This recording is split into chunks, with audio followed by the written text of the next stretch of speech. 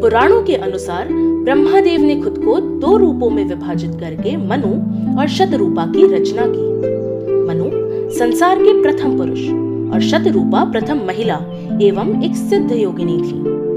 मनु और शतरूपा के बड़े पुत्र प्रियव्रत ने राजनीति की बजाय भक्ति को चुना, जिससे उनके छोटे पुत्र उत्तानपाद पृथ्वी के राजा बने। हाय, मेरा नाम है Ragini and welcome to day 2 of 30 days 30 stories. राजा उत्तानपाद की 2 पत्नियां थीं, सुरुचि जो राजा की प्रिय थी और सुनीति जिन्हें सुरुचि ने महल से बाहर कर दिया था। सुरुचि का पुत्र उत्तम सुनीति के पुत्र ध्रुव की तुलना में अधिक प्रिय था।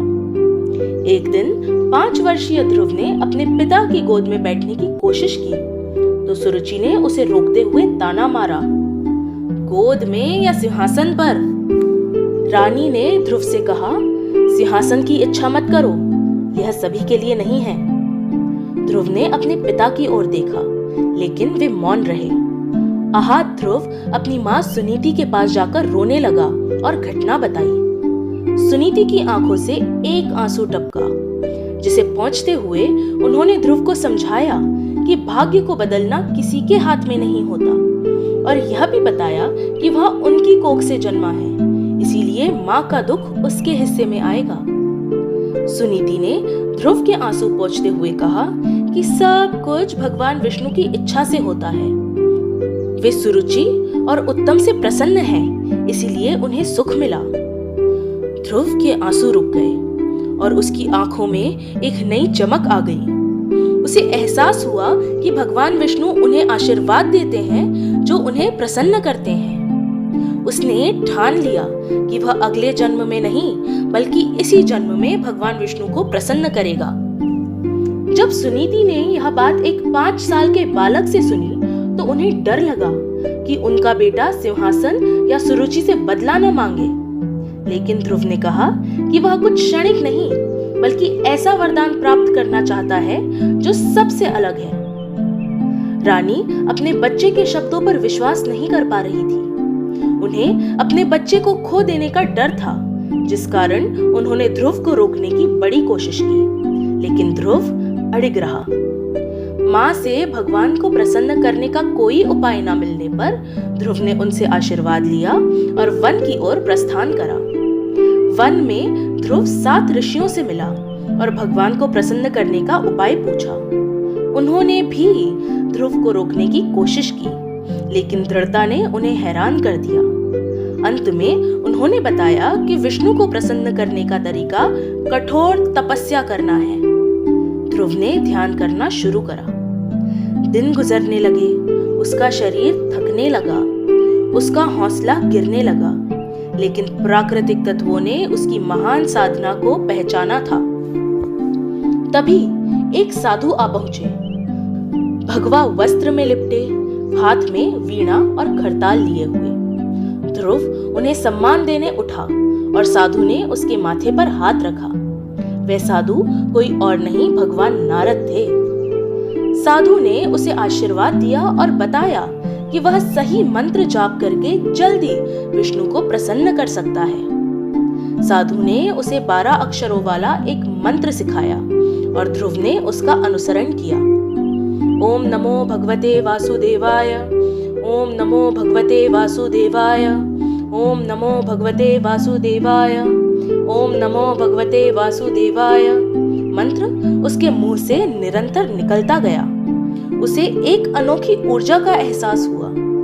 यमुना जी के किनारे स्थित मधुवन पहुंचकर वह एक कदम पर खड़ा होकर कदम्ब वृक्ष के नीचे भगवान का ध्यान करने लगा। दिन बीतते गए। उसने भोजन फिर जल त्याग दिया। उसकी भक्ति इतनी प्रबल हो गई थी कि उसने ब्रह्मांड को झंझोड़ कर रख दिया। देवताओं ने उसकी शक्ति को महसूस किया और डरे कि यदि यह बालक सफल हुआ तो वह इंद्र को हराकर ब्रह्मांड का अधिपति बन सकता है। उनका निर्णय था कि ध्रुव को रोका जाए। उसे रोकने के लिए दानव, जंगली जानवर, तेज धूप और बारिश भेजी गई। यहाँ तक कि इंद्र ने सुनीति के रूप में अवतार लिया, लेकिन ध्रुव अपनी साधना से अड़िग रहा। उसकी भक्ति ने सभी बाधाओं को नष्ट कर दिया था। अंत में देवताओं ने विष्णु भगवान से मार्गदर्शन लिया। भगवान विष्णु ने सभी देवताओं को शांति दी और कहा कि ध्रुव भौतिक सुखों की चाह नहीं करता और अब समय आ गया है कि उसकी साधना का उसे पुरस्कार मिले। तभी सारा ब्रह्मांड शांत हो गया और एक आवाज ने उसका नाम पुकारा, ध्रुव। ध्रुव ने अपनी आंखें खोली। जो दृश्य उसके सामने था उसे देखा। नीली त्वचा, पीले वस्त्र, सफेद शंख और गुलाबी कमल। आंसू उसकी आंखें धुंधला रहे थे, लेकिन वह देखता रहा। यह दृश्य उसे संतुष्ट कर रहा था। उसके मुंह से श्लोकों वाली एक सुंदर स्तुति निकली, जिसे संसार ध्रुव स्तुति के नाम से जानता है। स्तुति खत्म होने पर उसने पूछा, क्या मैंने आपको प्रसन्न किया? भगवान ने उत्तर दिया, तुमने किया। क्या मैं आपके चरणों को छू सकता हूँ? तुमने मेरे हृदय को छुआ है। तुम्हारी क्या इच्छा है ध्रुव? ध्रुव अब कुछ नहीं कह सका, क्योंकि भगवान का रूप उसकी सारी इच्छाओं को पूरा कर चुका था। उसे कुछ नहीं सूझा। उसने सर हिलाया, लेकिन भगवान ने अपने शंख से उसे छुआ और फिर इच्छा पूछी।